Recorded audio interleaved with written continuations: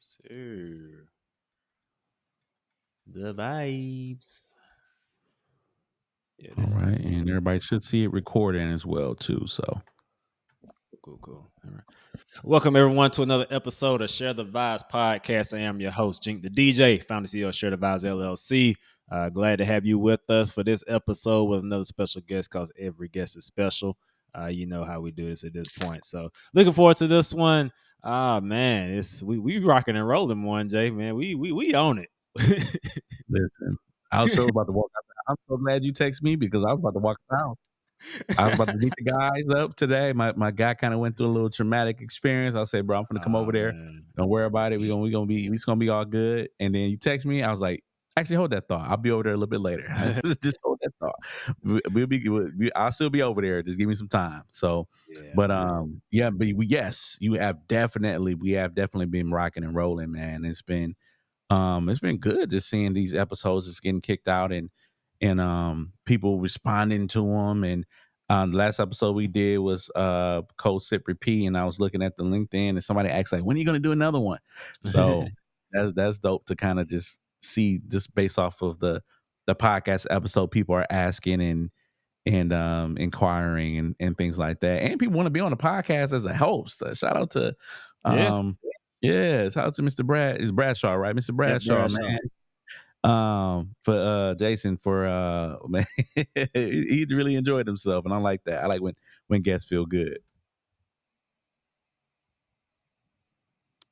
Absolutely. I don't know what just happened right there. Y'all just blacked out on my side and came back. I have no clue what just happened.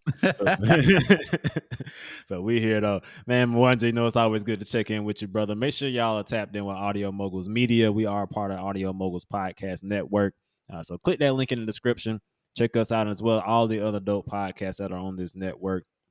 You know, we're a family and we all putting out dope content, just trying to help people and do something positive. So tap in with us, man. We're glad to have you be with us. You're part of the Share the Vibes family at this point. So if you're watching this on YouTube, you're on Spotify, whatever, make sure you like, share, comment, subscribe, click the bell so you know we posting. I think I say everything I'm supposed to say. So yeah, that's my influencer speech. Make sure you go to Share the Vibes LLC. It is getting cold out there. I'm in Charlotte and it was 45 degrees this morning, so I know it's getting cold in Milwaukee. So hey, go get you a Share the Vibes crew neck here for the vibes. Get you a crew neck. Get you a hoodie. Yeah. ShareTheVibesLLC.com. Get you something to keep you warm through this cold weather. You can look good and be warm at the same time. They are not mutually exclusive. So glad to have you with us. But that being said, another special guest with us, Miss Kennita Hickman. Kennita, how are you? I'm good. How are y'all? Doing well. Doing well. Kennita got lavender headphones on. You don't see that too often. Definitely colorful. And they match the earrings. M1J pen. Y'all coordinated. Let's go. Look at that. Look at us. Look at us. This is a New Pitts mortuary pen. Jesus. Oh, shout out to It's a good pen though. You got the little thing on the back where you can use your phone. You can tap stuff on your phone. Yeah. You showing your age now by saying it's a good pen. Like once you hit a certain age, it's all about good ink pens that can't nobody steal from you. Man, my mama was, I think I got it from my mama. I've been about pens for a long time. But my mama, she was big on that. I go to use a pen. That makes sure you put my pen back. Nope, don't use that one. Use that one. So I keep a pen on me now. Like I'll be in basketball shorts and I probably got a pen in my pocket. I keep one on me. So you never know when you might need to write something down. That's not on the court. I know. Have y'all ever used the one that you got to dip the ink in? I'm gonna want to use that one. Have I used one of those? No. I want to do that. I have. I've seen it done. I've seen people do calligraphy, but I haven't. But I haven't actually done it. Okay. But I might have to do that one day. I want to try one. I want to do it one day. I don't think my cursive is that good enough to like really be cold with, like if I'm writing like a Declaration of Independence or something like that. But it's I definitely want to try one for sure. Yeah, all over the page. I don't have the calligraphy ministry in me, but I think my mom said she did once upon a time. Okay. My mom from that age where they write everything in cursive. That's just how they write. Yeah.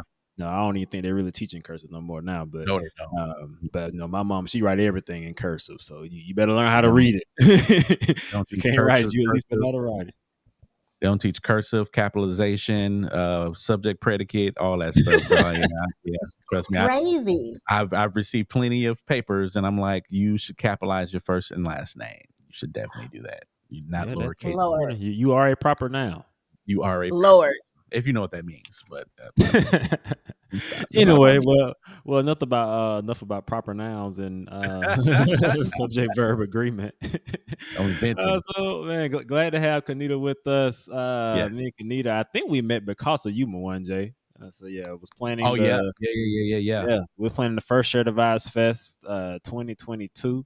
So yeah, we Mhm. three festivals in, by the way. If you're new to this thing, so make sure you go listen to those Share Device Festival recap episodes and just hear what that event is all about. But it's live, it's on here, so scroll down, you'll see it.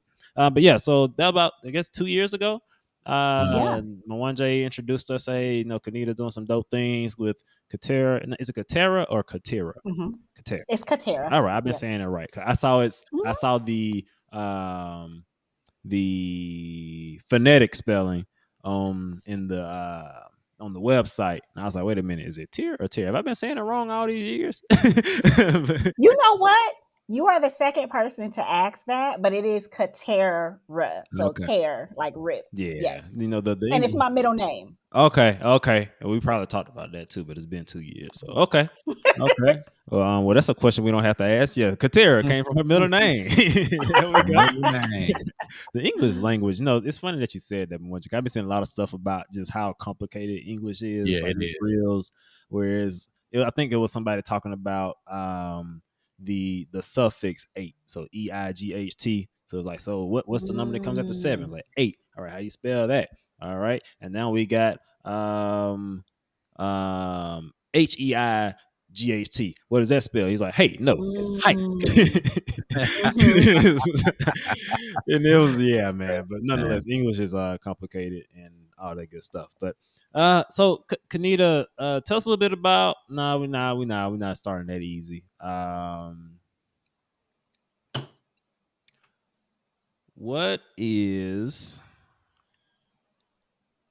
What's the last song you heard that made you dance?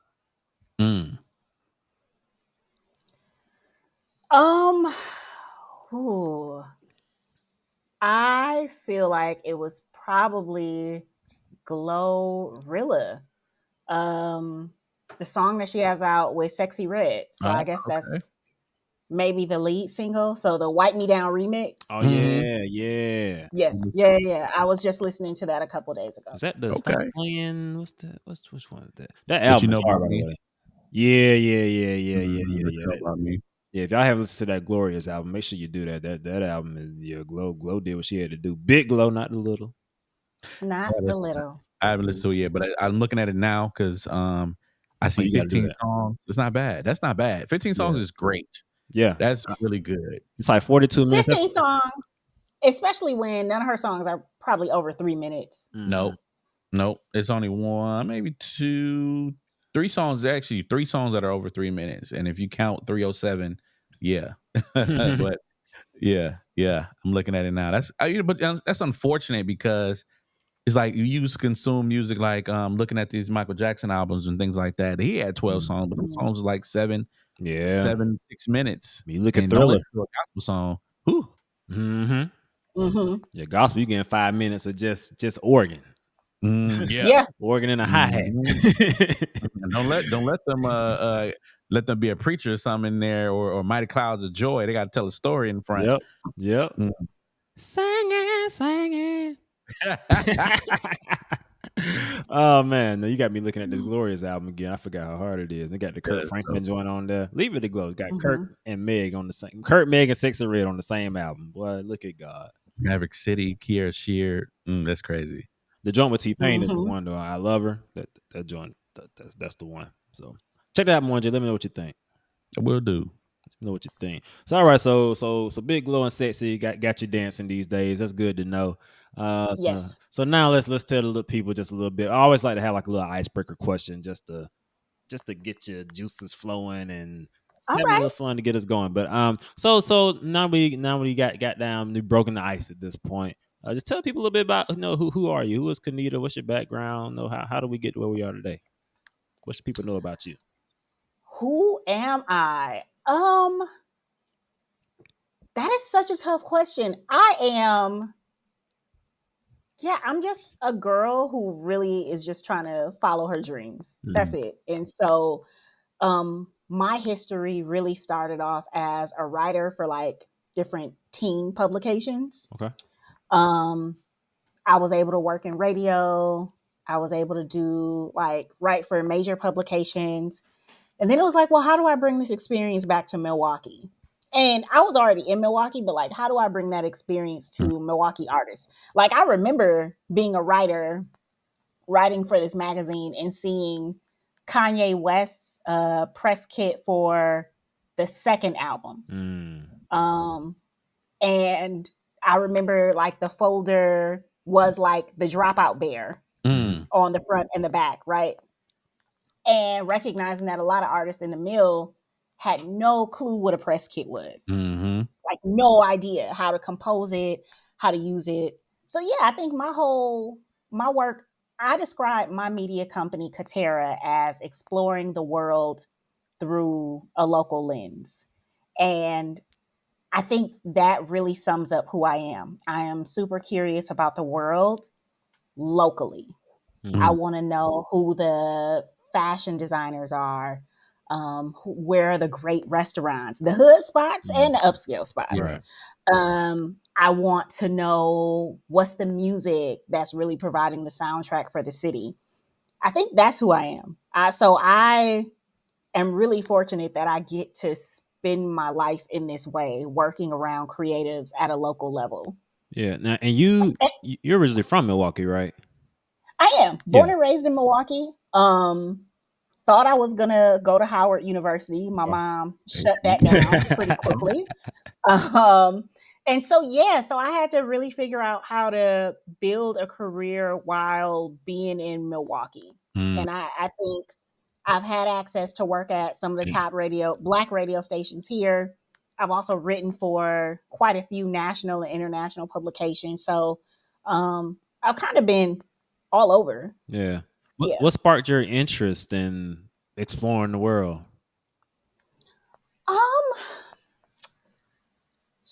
I think so I've always been interested in journalism and music. Okay.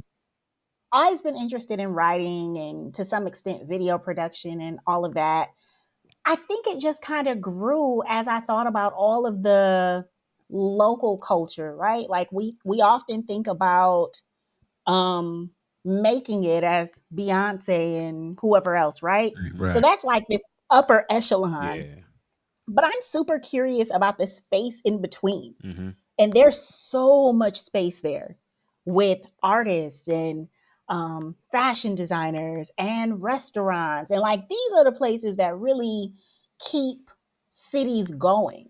Yeah. It's not just the tours that come into the city. It really is your mom and pop restaurants. Yeah. Who you get to know, right? And even though I would say for a lot of restaurants I go in, people don't know me by name per se, but they know my face, especially because I usually wear a mask when I leave the house. And so they know I'm probably one of a few people wearing very colorful masks around the city. Yeah. So I think for me, I'm really curious about that space in between, that artist who's doing their own PR and their own touring right now, working to get up to that point. And I think I have a real curiosity about building economy with those people.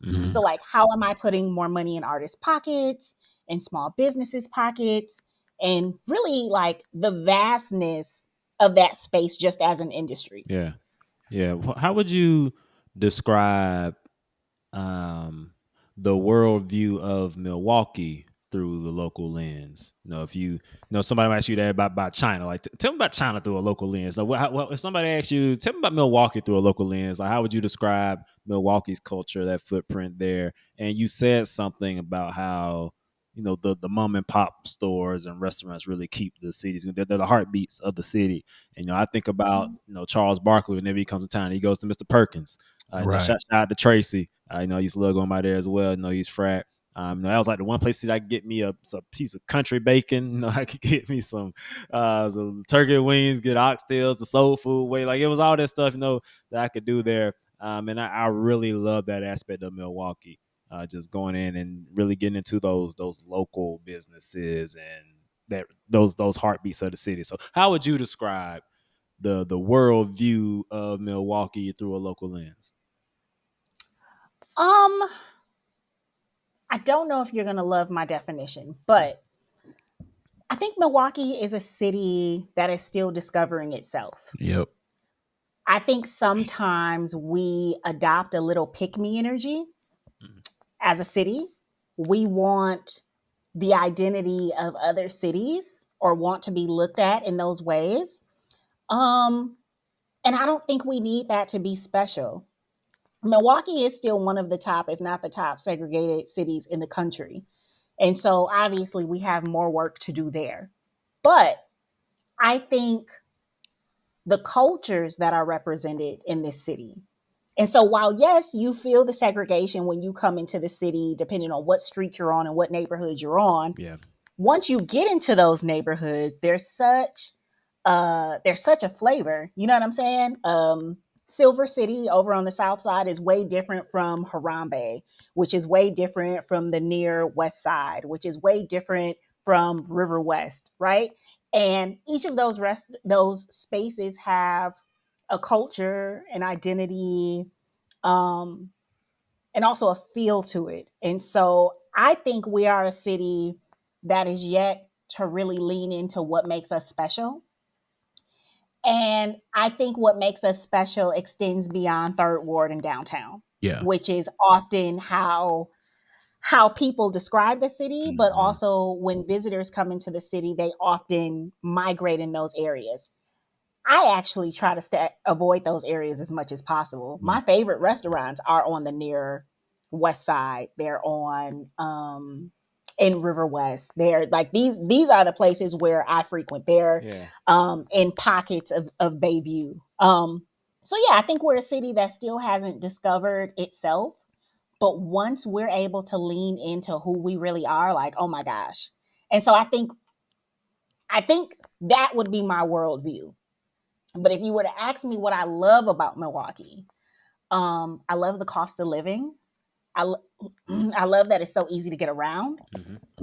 I never really have to worry about parking in most places, but I love the food. My oldest sister lives in Alabama, and she came here in April, and all we did was eat. Every day we woke up, I was like, I'm taking you here, here, and here. Yep. And by the end of her week here, she was like, yo, I didn't know y'all had this many restaurants that were good. Like we only went local. We didn't really go anywhere that was franchise. And it was most of them were minority owned places, not all of them, but most of them. But yeah, I just love the culture and the community. I do too. Yep. It's people always ask me, how was Milwaukee? I was like, and are there black people there? You gonna always get that question. I'm like, yeah, there's definitely black people in Milwaukee. You go down certain streets, you're gonna know it too. But no, Milwaukee is really rich in culture, community too. When I was in Milwaukee, I was on a rotational program when I first got there with work, and I did 6 months in Connecticut. And I kid you not, I miss Milwaukee so much those 6 months because I was out there. I was like, hey, are there any young professional groups out here I can connect with? And I found a church nearby. I was like, yeah, no, is there anything going on right here that we can do? Like, what's the spot y'all go to? And I couldn't really get those answers. Like, it was tough, but I got back and I was right back with Social X, Urban League and all this stuff. It's just like a different type of community in Milwaukee, and the culture is crazy. That's why I continue to do Share the Vibes Fest in Milwaukee, because there's a rich culture there that appreciates something like that, and that energy is so vibrant throughout the city. And you talk about food, like, 'cause I'm a foodie, and I haven't really cracked into the scene here in Charlotte the way I need to just yet. But Milwaukee, like, I had a running list. And I used to just try all these different places. And people from Milwaukee would ask me about the food spots in Milwaukee because I just used to be around there exploring, and there's really some good stuff there. You just have to look for it. And then when I think about Milwaukee, I think like Wales, like Wales Street might be like the perfect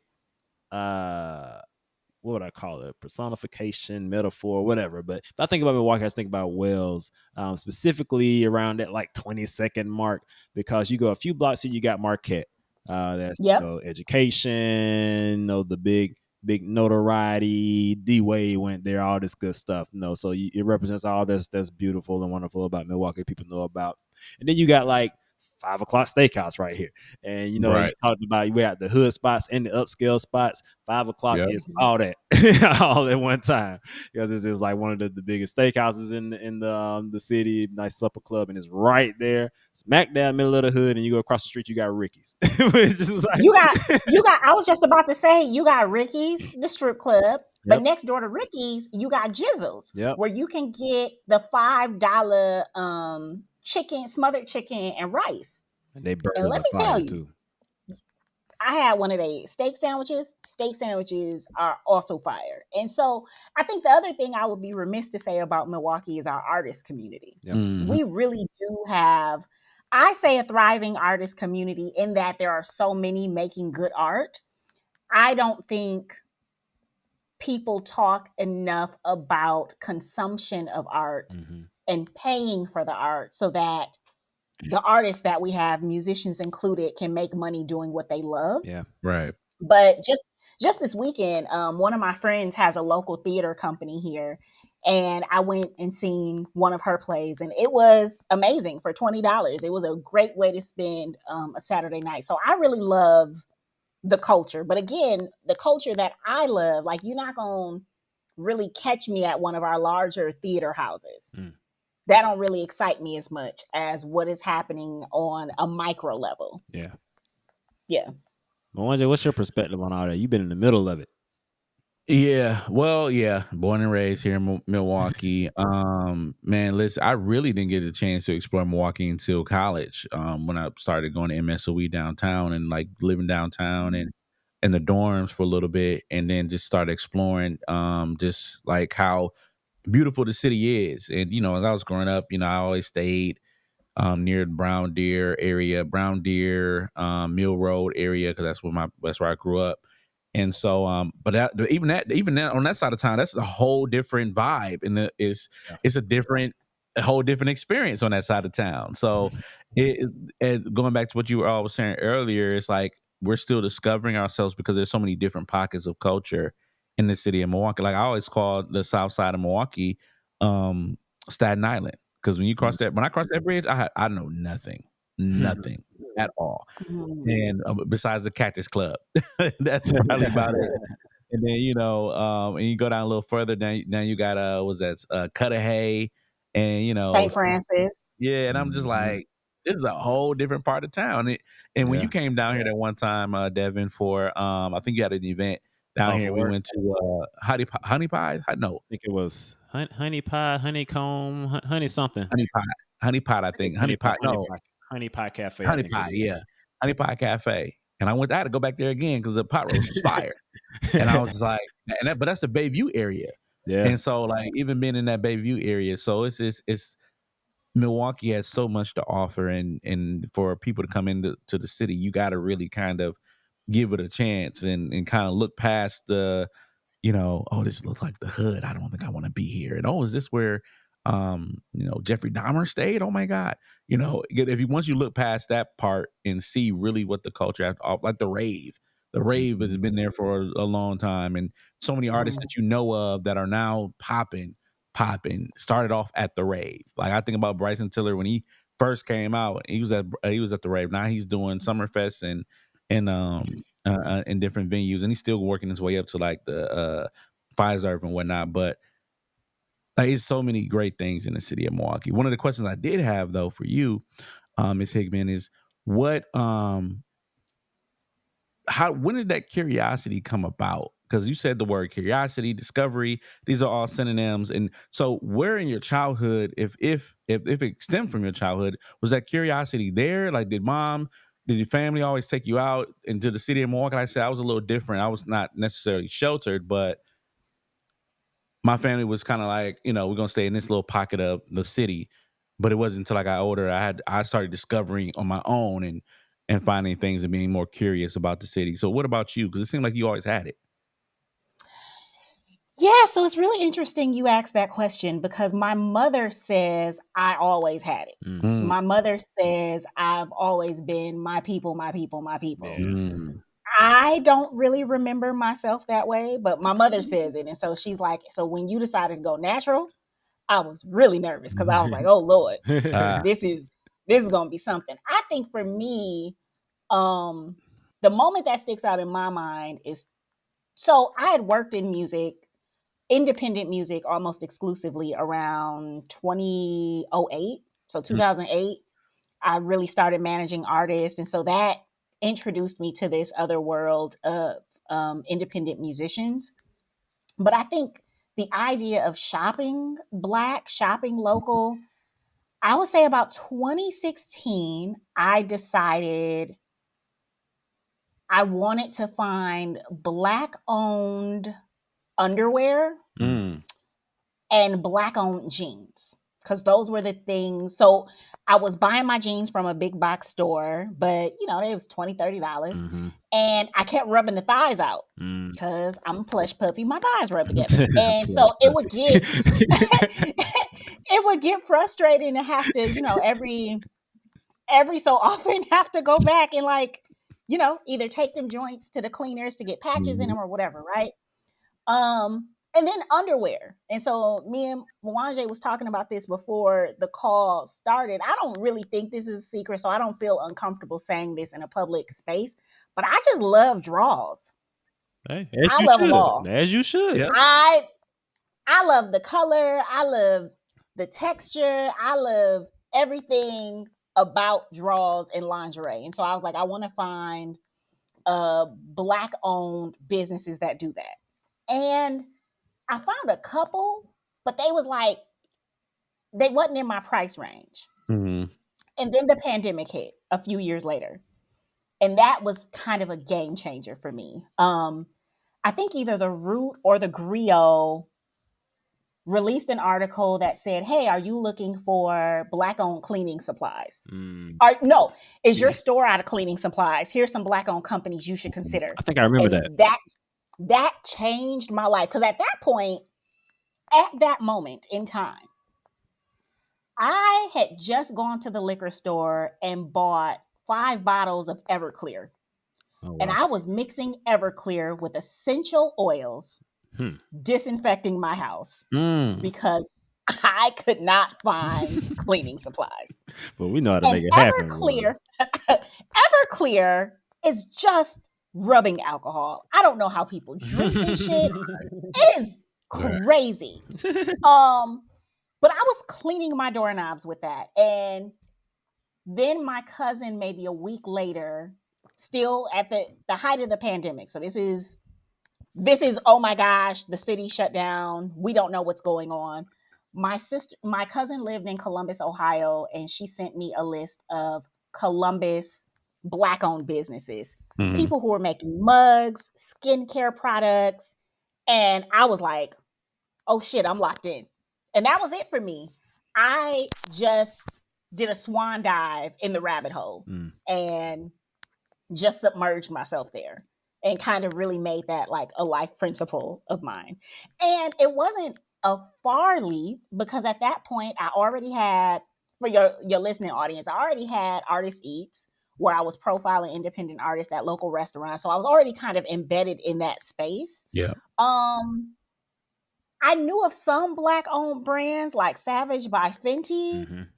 but and while that was a Black founded brand, it's also owned by one of the large fashion houses, right? So it's not quite the same. Yeah. So yeah, I think for me, it punctuated this is a super long answer, but for me, it punctuated the feelings I'd had in my body, which is that this was possible. It Mhm. was possible to spend money with people who looked like me, and it was possible to spend money with minorities. And I will say, I started off just researching a shit ton of Black owned businesses and then buying their stuff. Mhm. Now, 3-4 years later, I'm doing the same thing with Latin businesses, Asian businesses, women owned businesses, queer owned businesses, of course, Milwaukee based, Mm-hmm. but also First Nations, because When I tell you my list right now is like 530 Oh, businesses that's dope. between here, Canada, and the UK. We have Black people. We have 4 Black owned toilet paper lines right now. Jeez. Right now. 4 out of 4. those countries that you mentioned. 4. We have 4 that you can order from right now today. Like the tissue I own in my home is Black owned. And it's one of the 4 brands that I'm talking about now, right? And so I live this. This is just how I live. Yeah. Yeah. There's a did y'all see the Killer Mike show? It was on Netflix, I want to say. Trigger warning.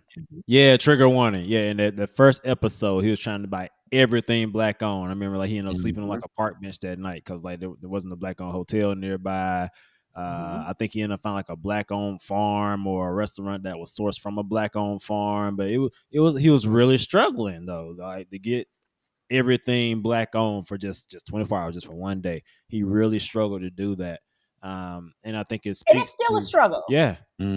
It's still a struggle. I mean, and I'll say just even as somebody who lives in Milwaukee, a lot of the products that I purchase, like none of those toilet tissue brands are based in Milwaukee.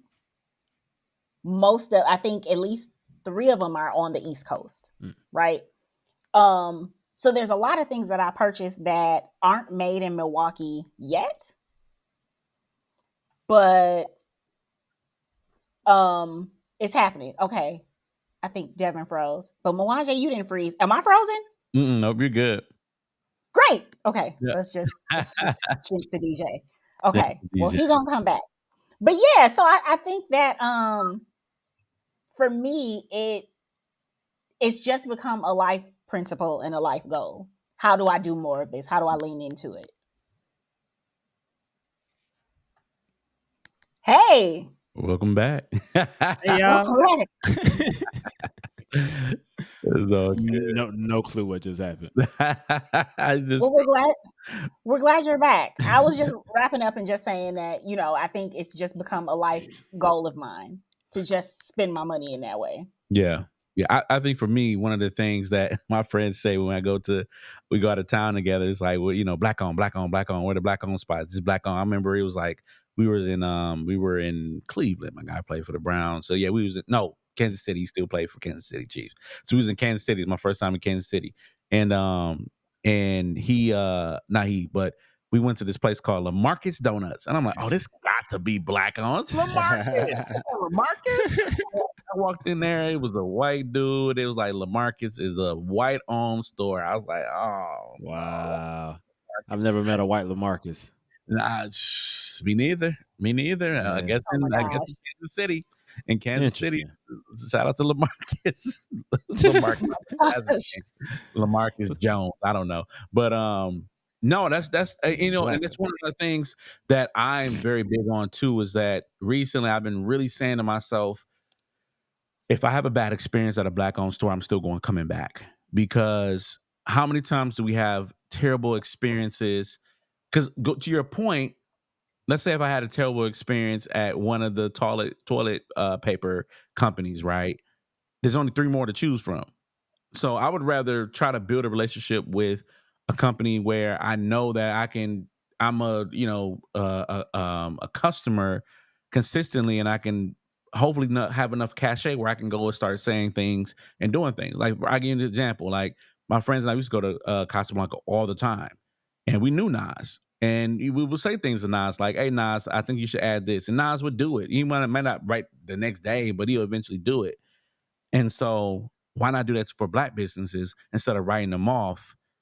And then, you don't go to the corporate with the other businesses. You just kind of let it go. And if you do write a review, it's still not scathing as you would write a review for a Black business. So I really been very conscious about giving Black businesses chance after chance after chance, because I've done it with a white business before. I go to that same place multiple times and give it a chance, and I'm putting money in their pockets where I could be putting money in some pockets of some local families. Now, I will say I don't agree with that. And I don't do it for people of the global minority, and I don't do it for people of the global majority either. Because I recognize that we spend our money out of necessity. It's so listen, for the 4 different types of toilet paper, right? Let's just talk about them. A couple of them, listen, my finger can't slip through. Okay? If my finger slipped through, Product wise, okay. I done scratched something. Okay? And it don't really matter what I scratched, it ain't gonna feel good. Okay? So no, we can't have that. You might have a really good product, but if you're consistently sold out, then that means I can't get it when I need it, right? And so I think there's still, for me as a consumer, there's still this balance of you have to meet the need. So I don't just shop minority or just shop Black for the sake of doing it. You got to meet the need first and foremost, right? It's got to be something that I'm excited about, because then I tell my friends about it and I encourage them to spend money with you too. You know what I'm saying? There's some things I can be chill about. Slower shipping and handling time, right? Like I can prep for that. But like there was this purse line, and I won't say the name of the company, because one thing I don't do at my company is I don't bash companies publicly. Yeah. I don't do reviews and that type shit, because that doesn't help me or you, right? And just because I had a bad experience doesn't mean that your current customer base is having that same experience. And that's not really fair. So I don't move that way, because when I talk about an experience that I really enjoyed, people can hear the difference. So you can tell when I'm uber geeked about something, because I become a little incessant about it and I won't stop talking about it. And so I think for me, like, those are all principles that I keep in my mind as I'm engaging with these brands. So there's 2 tissue companies I really, really like.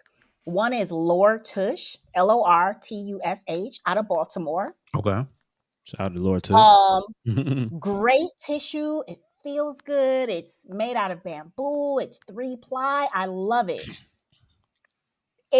They're often sold out though. And you're buying the 24 pack for like, I think like $50. But the 24 pack lasts you forever. But then I found Real Tissue, Reel. At first, they were just available at Target through like placing an order. So like when they ship you your stuff. But now it's available at the one at Bayshore. So now I can put it on my drive up order and get it. Yeah. I get 12 rolls, I think for like $14.99. So obviously the price point is better. It's more accessible. It's still a Black owned and Black founded company. But now it's convenient for me to get to. And so that's what I fuck with. Yeah. You know, I don't really have to keep the other brands in the house, because I know anytime I want this brand it's accessible. Use those real rolls, REEL. REEL. Yeah. Okay, got you. Real tissue. Real. REEL tissue. Yep. Real tissue. And it's great. It gets what I need done. My fingers don't slip through when I'm using it, which is great. Yep. It's inexpensive. I might be paying $2 more than what I would pay with the big box brand. That's like, yeah, it's just $2, right? Yeah. But I will say I was paying the $50 for the other tissue, because I loved it so much. And 24 rolls, like for a single girl, that can last me forever. Yeah. Yeah. I remember them days of stuff lasting forever. Yeah. Don't work that way no more. But nonetheless, You got babies now. yeah, man, I got a house full of women over here. But you know, it's not, and I like the perspective that both of you shared. And I think both you, Mwanje shared a little bit more grace with these businesses, but I think both of you come back to showing grace to these Black businesses in your own way. Kennita, you said, "Hey, I'm not gonna keep supporting you. If your service isn't there, your product isn't there, but I'm also not gonna bash you in public. Like a lot of people tend to do." Mwanje saying, "I'm gonna give you a few different chances because I do it to other people, and I probably fall somewhere in the middle. No, I don't." to this point, I haven't gotten online in a public forum and just straight up bashed the business. No, I've had some businesses, black businesses, that didn't do right by me for whatever reason. But the general public doesn't know about it because like you say, I don't want to destroy your business, and no, I like to extend grace. So I think that's something important for us to make note of, to extend grace to these businesses, especially when historically we haven't had the infrastructure, the capital, the training, the resources that a lot of our counterparts have had in establishing these businesses. So we're playing catch up. We're learning as we go. So definitely let's show just grace, talk. but also hold accountability as well. And There's a balance. I think we should talk a little bit more about that, because I think that lines up. It's something that I think about in my company all the time. Just within the past year, there was a Black woman. I want to say her name is Ariane Simone, who was taken to court. She was sued for funding Black businesses. Okay. She was giving them Black women entrepreneurs grants, and she was sued by someone who was not Black, someone of the global minority, who felt like you should be opening that up to all women entrepreneurs, specifically white women. And I believe it went all the way up to the Supreme Court. Wow. And I don't remember if she lost or not, but like just the idea that it went that far. Yeah. Especially when Black businesses, if we're talking about venture capital, Black businesses get less than 1% of the funding for venture capital endeavors. Less, so it's almost a negligible amount, right? Like it's not even really measurable, right? Yeah. And this ain't the forum for me to discuss like how I feel about venture capital. Well, spoiler alert, I don't love it.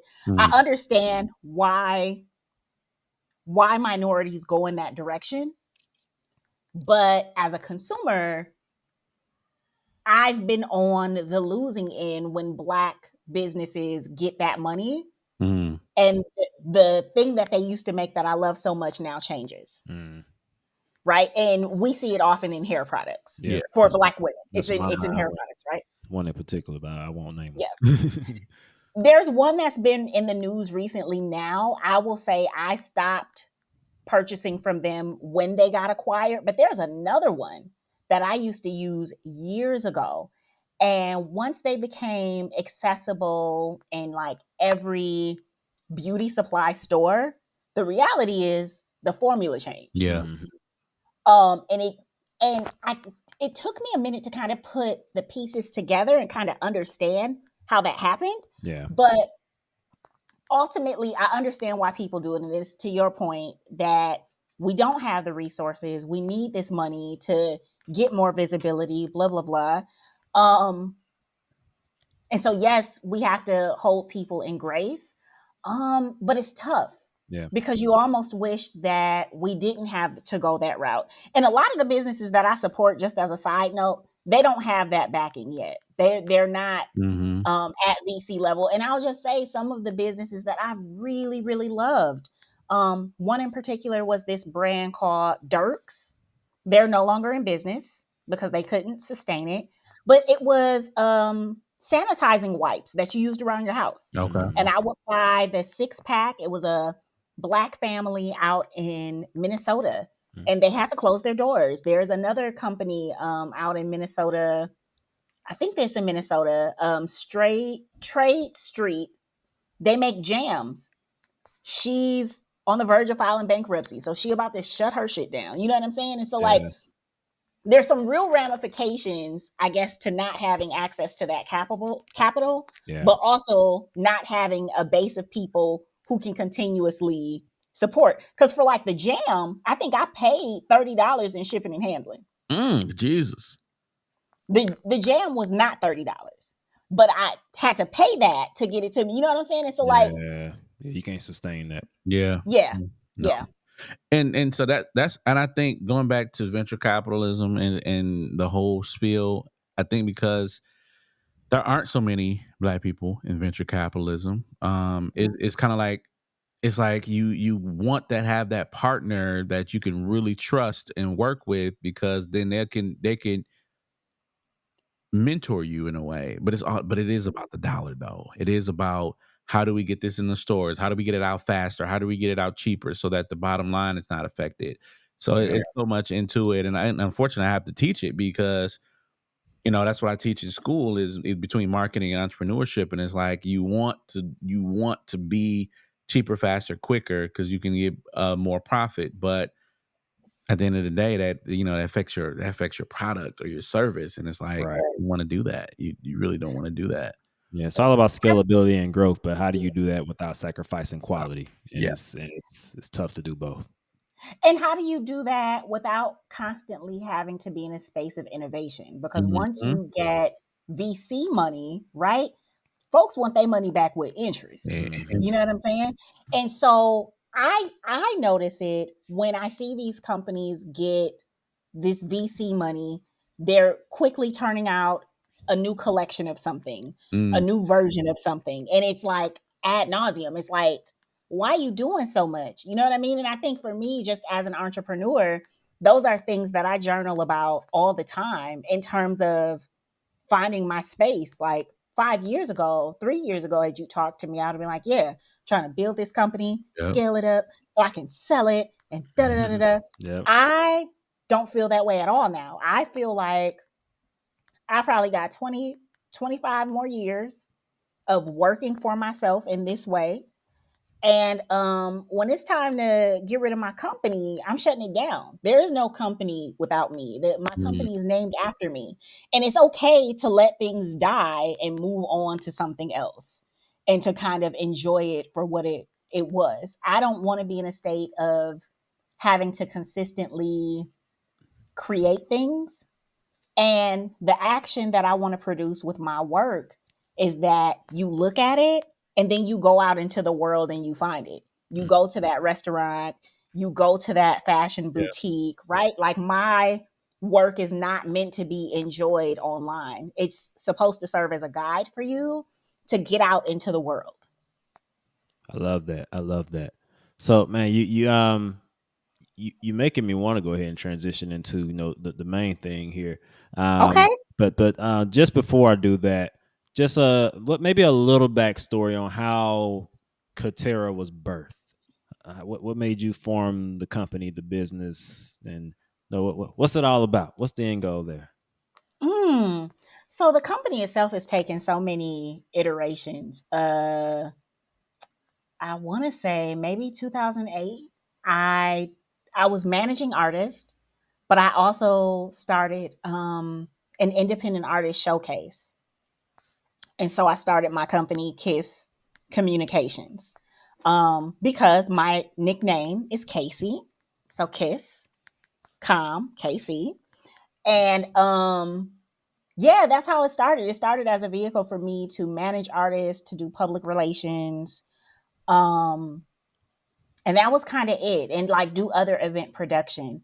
I realized that there wasn't a ton of money in artist management, Mm. and that artist management to me felt like babysitting. Yeah. It really stifled me from doing the things I really wanted to do. We weren't calling it branding back then, but I was focused on the other ways you could explore your interest when you weren't on stage. Mm. Yeah. And I thought I should get paid a monthly stipend for that. And that was such a hard like conversation to have with artists who, you know, are using their money at their full-time job to go to the studio, Yeah. right? And Yep. and they're very used to this um paying a manager like 10%. But like 10% might get me McDonald's. You know what I'm saying? Like that's not what it is. So then I took a step back, started doing workshops, teaching artists like how to network and all that type of stuff. And that was cool. But I think I always wanted to start a production company. When I was 17, 18, I remember journaling and saying like, I want a company where like people of different races can tell their stories. Yeah. I didn't know that I was talking about production or licensing stories and distribution and acquisition. I didn't have that language that I have now as a 40-year-old woman. Right. But getting back into Artist Eats kind of brought that back. Is that me? No, that's not. You know what I mean? Okay. All right. So getting back to them, the babies, ain't it? Nah, I think that was the Russians. Oh Lord! Russians got us. Oh Lord! Oh Lord! All this black But business. Hold on. Like, hold on, hold on. sharing too many vibes. But I think that I think ultimately where I'm at now is like where I was supposed to be. But I think I had to detour through artist management and public relations and all of that to get to this. So now it is the building of a media company with Artist Eats as one of the foundations. The holiday guide that we're going to talk about soon as one of the foundations is really just kind of creating that space. And I will say for me, creating a blueprint so that I can acquire content from other creatives. So 3-4 years from now, I could see myself coming to you guys and saying, so what y'all think about doing a podcast tour? And what y'all think about me co-producing it and paying you guys to not acquire it in terms of ownership, but acquire it in terms of distribution? Yeah. Because I think once I've built an audience, then I can bring other people along. And then when Netflix comes calling you guys, you have a case study for what you did on my little media company here. And I think that goes back to this conversation about VC and all of that, where I recognize that I don't have to be MSNBC to have relevance. Yeah. And I don't have to be online every day to have relevance. Folks are going to see me for the next 6 weeks talking about this guide. And then I'm going to disappear again until I have something else to say. Yeah. Yeah. That is how I am trying to build my company and, just trying to build as a 40-year-old. So that's kind of what brings me to this moment. And that's so interesting because once you find that groove, it's like you become this thing, you become this person, I should say, where it's like, what's my guy name? He just passed away not too long ago, but he was the Godfather. They called him the Black Godfather. His wife died first. Clarence Avant. Yeah. Nobody knew who Clarence Avant was until his later years, but everybody in the industry knew who he was. Yeah. So it's kind of like being in behind the scenes where everybody know exactly where you're supposed to be. And I'm sorry, I got thrown off by Glorilla's album. She actually blinked, and I got scared. Oh yeah. The animated album covers, they crazy. Wait, oh no! By the name The Russians going crazy tonight. man, Do say the name of Jesus, Lord. Hold on. I thought this was Deliverance. I was like, oh, this is a movie, but I was like, hold on now. Let me move. But being that, like, once you find that groove of just being able to be in this industry and people come to you and everybody, the consumer doesn't have to know your name, but the businesses know your name. And once you find that, like I have a cousin that does that really well, where he markets for a specific industry, which is the gospel industry. And he works with Kiara Sheard. He works with all these different gospel artists that, in the gospel industry is well known, and he constantly get business, and he's done projects on BET and all these things like that. And I'm just like, cuz how you do it? And he's like, man, just building these networks and connections. I don't have to be the face. Like if you go to his website, his face is not on the website, at least I don't think. But his face is not on the website. If it is, it's just one picture. But he's not the brand per se, but Propeller Media Group is. That's the brand, and people know what that is as opposed to who the person is. And I think once you find that groove, that's success in a way. Yeah, I love how you've been willing to learn and pivot, through the years. And we talk about those types of things, in this podcast a lot. How like what you originally decided to do might not be what you end up doing, or you may learn that it's not what you should be doing, and that's okay. You can still do what you want to do. You just may do it in a way that's different from what you originally thought would be the case. So I love the story of pivoting, from artist management to media production and really telling stories in a different way. So I love that. And so I think that's a good segue into this holiday guide that you just produced. So I got my copy today. So all y'all, hey, make sure you go get your copy. We'll make sure we put something in the description. There's something in the description. Click that link in the description and get your holiday guide. Now we gotta make sure we put the link in the description. But, so for one thing, let me just say, just looking at this holiday guide, I just kind of got in the spirit a little bit. Yeah. It's all colorful and bright and bubbly. It's like I get Christmas and Mardi Gras at the same time. It's interesting. Hey. But I do have one issue. Now, you just talked about this massive love and passion you got for draws. I don't see no draws in the holiday guide. I want to get me some black on silk satin draws, with the initials on the back. Listen. First of all, I want to go back to something you said about, we're going to talk about these draws in a minute. I want to get back to something that you said that I feel like is not often in like entrepreneurship and leadership books. And it really is the importance of being with God and knowing how to be by yourself and knowing how to identify the sound of your soul, which, and I think my soul is connected to God, right? So when I'm able to quiet myself, like, because all of those transitions as a human with an ego are not easy because you think this is the thing, right?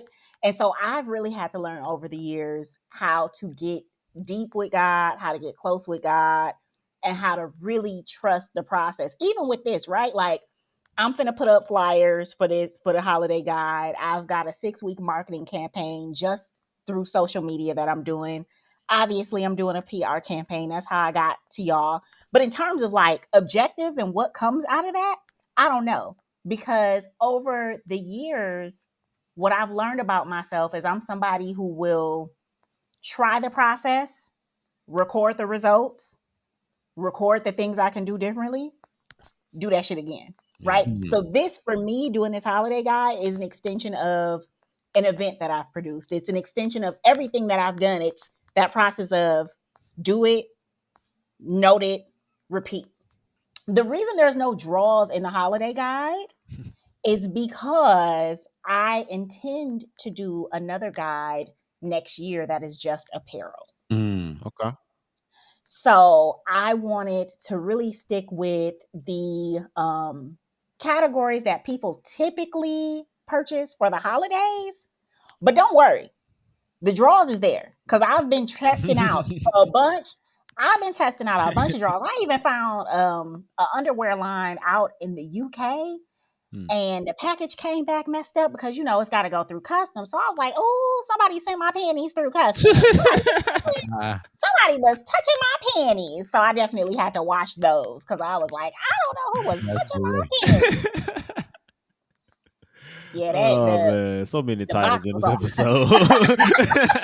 TSA officer. Officer. Hold on. Bob, are you gonna smell them? Are you gonna listen, they didn't even take the box back all the way. Like the box came to me like somebody had been touching my drawers. I was like, oh Lord. But yeah, so I really wanted to focus on the categories that were that people typically purchase for the holidays. And I wanted to keep it small. I didn't want to like overwhelm people because I really wanted people to fall in love with each of the businesses in the guide. Yeah.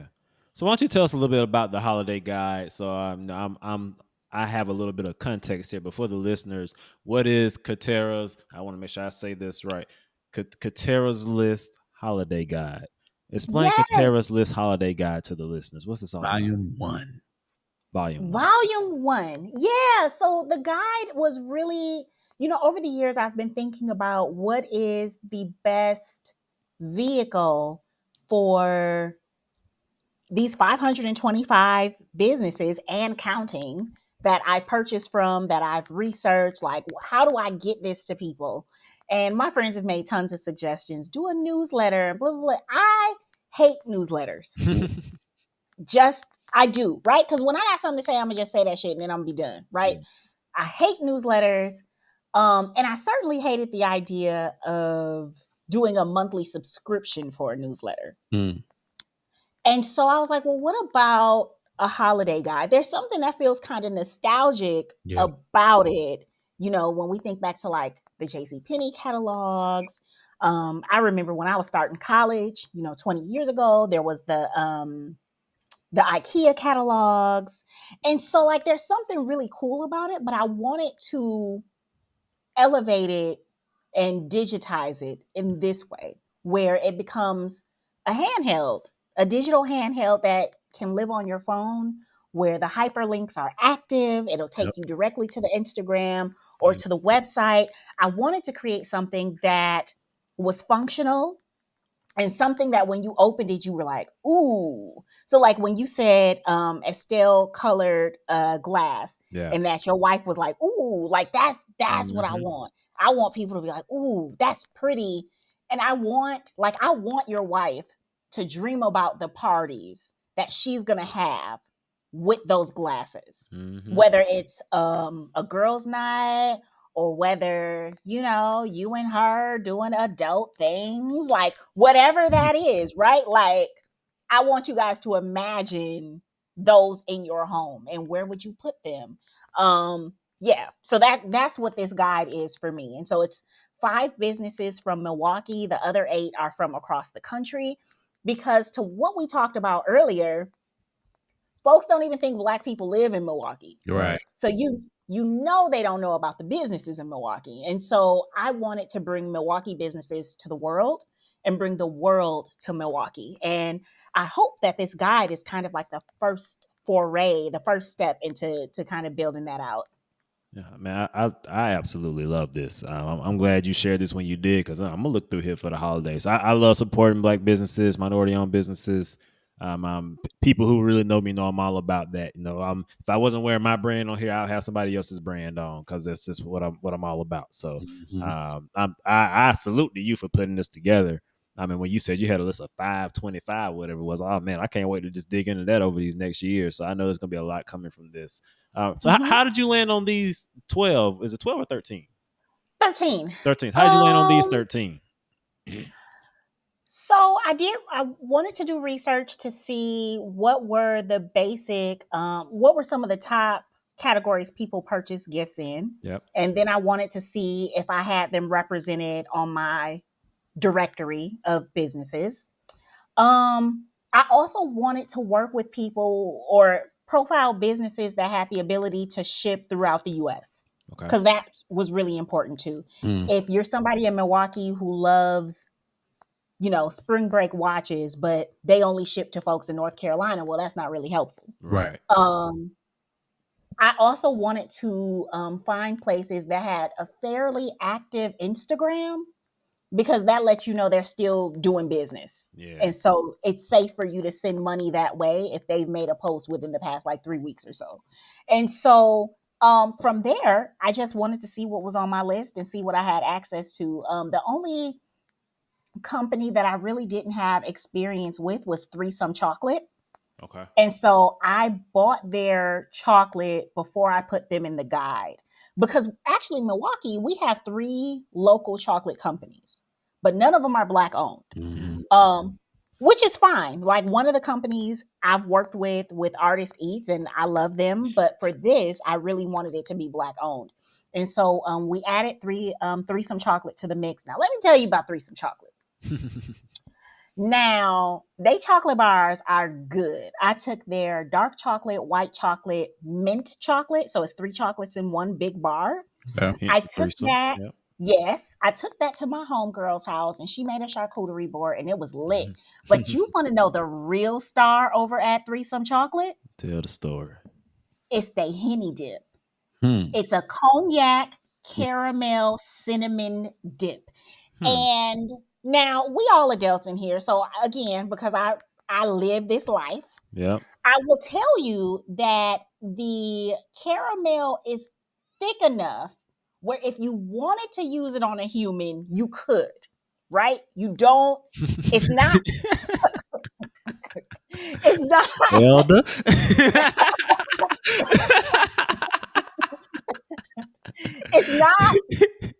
it's not super watery. He done picked up the pits spin. Hey, pit spin is wild. Wow. Oh, that's crazy. I myself when I think about death. Control myself. That's my. But when I tell you, I opened this caramel at the photo shoot. We had it with apples, we had it with strawberries, we had it with pineapple. And I think one of the shots in there, you actually see me dipping it in you can see the caramel coming off the pineapple. We also just ate this shit off a spoon. I never thought about cinnamon in a caramel dip, but I'm telling you, if I were going to holiday parties this season, this is the only thing I would take. It would just be this Henny dip for my friends who aren't living a sober lifestyle, because it is good. Is it maybe intoxicating? Is too strong of a word, but is it intoxicating? You feel it. You feel it. It gets you a little nip. You get a little nip. So you got to get it. Huh? You got to be 21 to eat it? I mean, not eat it, but 21 to purchase it? I'm looking on their website now. So I don't know if so I'll be honest with you, they actually sent that to me for free. I don't know why. I bought the chocolate and they threw in that. I wonder if it's because I put in the memo that I want to try their chocolate for my holiday guide, but they sent that. I will say I've been on their website a few times. There are no restrictions. I didn't see any restrictions in terms of age. Like there's no thing that pops up like it does on like a liquor website. Yeah. But I'm telling you, like, this is the thing. This is the thing. I'm looking on Threesome's website now. Shout out to Threesome. But they have a rosé dip as well as a tequila dip. They have a tequila, lime, caramel, cognac, cinnamon caramel, which is the Henny dip. And then they have a rosé pepper caramel. This is all I would take to holiday gatherings. And so at that same me and my homegirl, we were just hanging out on a Sunday, and so she made a charcuterie board. I brought the chocolate. I also brought the dip. And I'm telling you, this dip is so good. It is the real star of their website. In addition to the chocolate, the chocolate is phenomenal as well, and it is a Black-owned company, a partner. So 2 people in a relationship. Yeah. I am genuinely curious about this. The Henny dip. They got jerk chocolate custards. What is jerk chocolate? Hey man, y'all better get this Catera's holiday guide, man. It got jerk chocolate in here, Henny dip, tequila. And I'll tell you the other thing about the Henny dip, because after I fell in love with it, I emailed the company back like, "Yo, how long this shit lasts?" And you can keep it in your fridge open for up to 3 months. Okay. That's good. So you don't have to worry about running through the container right away. You can use it for a while. Yeah. Well, D, go ahead and use it and tell us how. Tell us how. Give us a report. Hey, the marriage bed is undefiled. That's right. That's right. That's right. That's exactly right. Yeah. I smell what you're cooking. I smell what you're cooking. Yep. Oh man, this is dope, man. It's hey, so I'm just looking through this guy, man. We got like some shower gels in here, elevation lifestyle. I see soaps, the lip bar, which I've actually heard of the lip bar before. So shout out to them. I see Lush in here. Shout out to the homie Marcia. Yeah, Lush popcorn is delicious. So you ever in Milwaukee, definitely get you some Lush. Or if you're not, just buy it. She'll get it to you. So yeah, man, it's some good stuff in here. Say, man, click that link in the description. Go to Catera's website. I believe it's CateraOmnivision.com. It is. Look at me knowing something. Look at you knowing something. But they can also come to my Instagram page, and the links are in the bio as well. And my Instagram is Catera Music or Artist Eats. You can find the link on both pages. Yeah, I mean, get the guide. It's free. It's free. It's free. And they got 13 gift options that whoever you're getting them for gonna like. Because we get gifts that we don't like sometimes, but they're gonna like these. And I've tried everything. That's the other thing at my company. I try everything before I even start talking to folks about it. And low key, like, you don't have to get a gift for anybody. You can really treat yourself. Treat yourself. That too. I mean, you've been listening, so you heard. Hey, she ain't gonna tell you she like it if she don't. We've already established that. I am not. Chocolate on yourself. Hey. Listen, Live your life. Live your life. I'm not here to judge. Self-love is the best love. Listen, you can have a body party of one. That's Yeah. totally fine. You get the different type of rose. Anyway, so you said rose. Anyway, all right. Let me get off the chocolate. Being an influencer, because this chocolate can get me in trouble.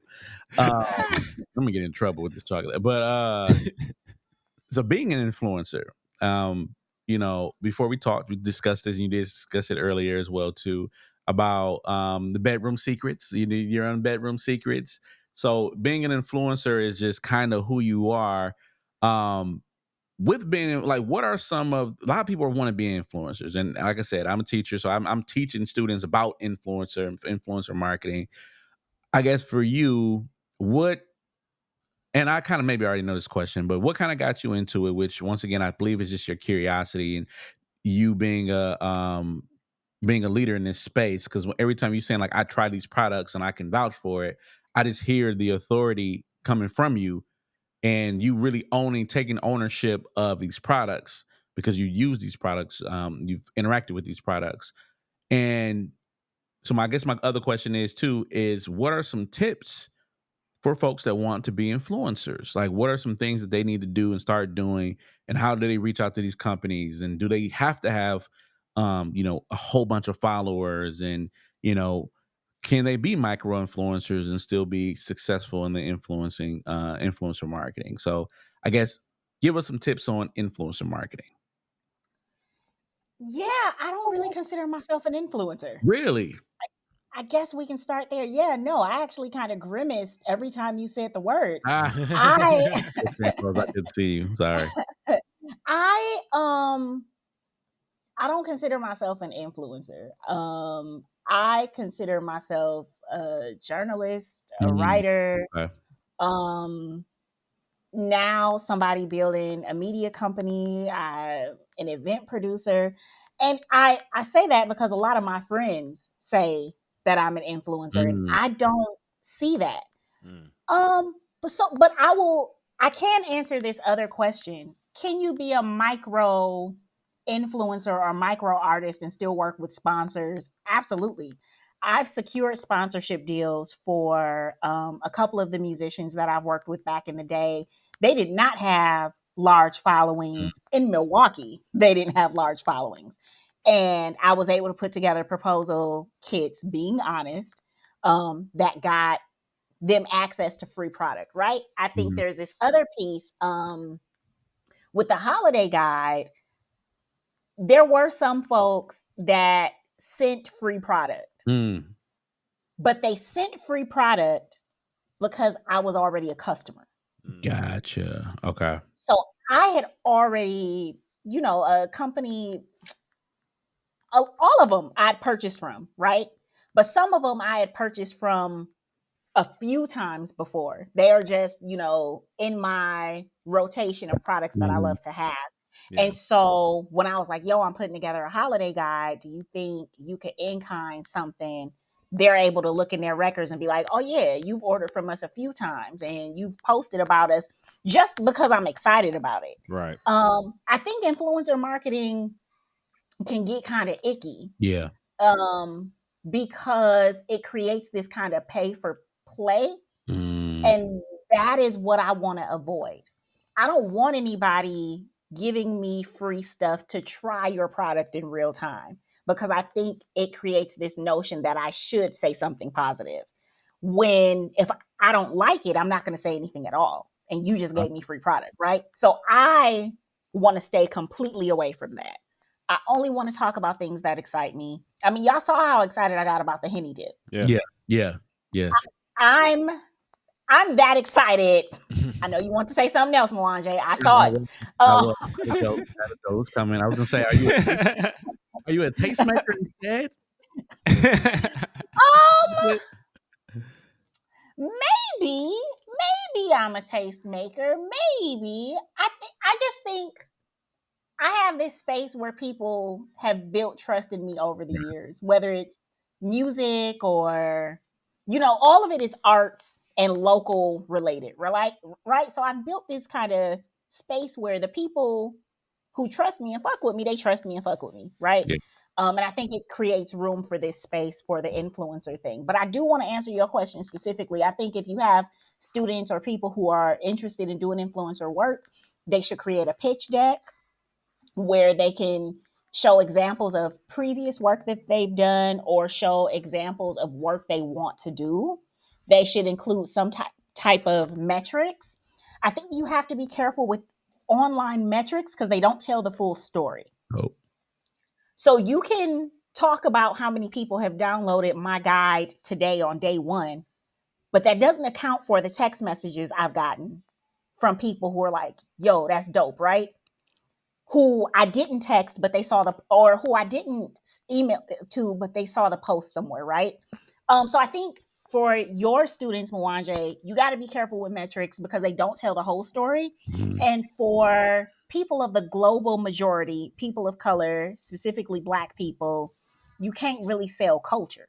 Yep. There's no price on that, right? So there's no price on that kid you have in your class who has a TikTok wearing her hair a certain way, and then the whole school shows up with that hairstyle within the next week. Yeah. You can't put a price on that because you can't measure that. You can't measure that offline impact. Yeah. That would be my advice. Because those are things that I think about every day. And I think that's why Keith Lee was so quote unquote revolutionary, is because he was buying the product. He wasn't getting free product. He refused to take free product. And he was reviewing the product in a so unique way where it was right there. Well, I shouldn't say unique because people do mukbangs and things like that, but because he did it in such a way that the business is really truly changed because of his opinion. But I think that part of what you do as well, which is you buy these products, you've bought these products before, of course you got something in kind, but you bought these products and you actually use these products. That trustworthiness is super important. I think at the foundation of influencer marketing or influencer is trust. And we've watched videos of, some influencers that lost that trust, buying these flat tummy teas. And I forgot it was a specific video we actually watched in class. But yeah, she was crying and apologizing to her fans or her followers because she was, telling people to buy this stuff and people were like, this doesn't work. And you would obviously it was a money ploy. It was a money play. So to your point, you got to be very careful about some of those things. And you are the coach. Yeah. Because the real currency is trust. Yeah. Right? That's the currency. So even when we talk about you briefly mentioned the lingerie campaign I did for this Black-owned boutique during the pandemic called Bedroom Secrets. I did that shit for free. I did a 10-month campaign for free. Like I paid my team out of my pocket, right? Mhm. And what I got to see was the different ways that people responded. So men only responded to the stories because they didn't want folks to Wonder why. see. Yep, right. But women were liking the post. They were sharing the post. They were commenting on the post. Some of the women were coming into the store every month buying the lingerie. Other women were sending me and the store owner pictures of them in lingerie. And so it built this community of trust Yeah. through this thing because the whole overarching goal of the campaign was you not buying this for your partner, you buying it for yourself. Like anybody who knows me knows that that's what I wear when I wash dishes. Like that's when I'm watching Murder, She Wrote, I'm wearing that with a bonnet. Like that's how that's how I live. Right? It ain't for no nigga I'm with. If he can benefit from that shit, lovely. Right. Yeah. But if he can't, that's cool too, because this is what I'm wearing when you come over. So what you gonna do? So that's how Hey, gotta know your ministry. Yeah. Yep. Yep. So I got this Henny and just so on the fridge.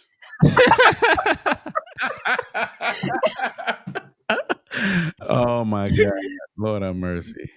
And so I think that the trust that you build with people is the real currency. Yeah. And I think you have to be careful with that because there are other people who don't care about the trust. They see the dollars. Yeah.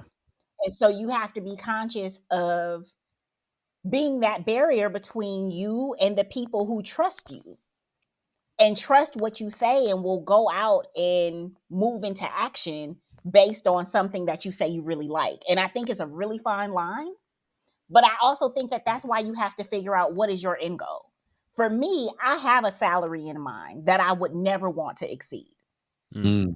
A salary that allows me to live the life that I want to live and be able to invest back in my company. And that salary, just out of for your curiosity, it is under 300,000 a year. Okay. So if I could make that amount, I'm Gucci. Good. That gives me enough to live and put back into the company. Good. And that's what I really want. I really want to be able to give money to people like y'all. Yeah. Oh, go ahead. What makes you say you don't want to exceed that?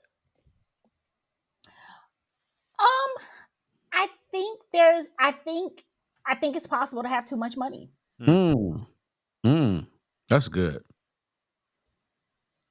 That's good. Yep. I think it's possible to have too much money. Yeah. Care to expound? Yeah, I think when you have too much money and you still charging people, like Mm-hmm. it feels weird. And the case study that I always have in my mind is Beyonce and Jay-Z. No, I don't know them. No, I don't know their bank account. Yeah. But my question is always, but you actually don't have to charge people anymore. Mm-hmm. You know what I'm saying? Like you have enough to do whatever it is you want and your grandkids, Yeah. right? And so what compels a person to continue to accrue more?